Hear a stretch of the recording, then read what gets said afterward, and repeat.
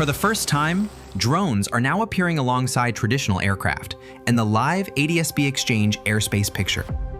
Through a partnership between SiFly and ADS-B Exchange, cloud-connected Q-12 drones can now appear in real-time airspace views. Today, aircraft broadcast their GPS position, altitude, and velocity once per second over ADS-B, powering the shared airspace picture used by pilots and air traffic control. SiFly has pioneered a direct, secure cloud connection that delivers live drone data to ADS-B Exchange, bringing uncrewed aircraft into that same shared picture and establishing a standard the industry can build on.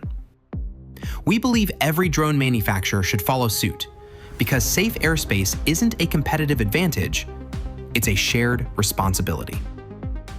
We use drones for sustained aerial situational awareness for all of our first responders, whether that's fire or law enforcement.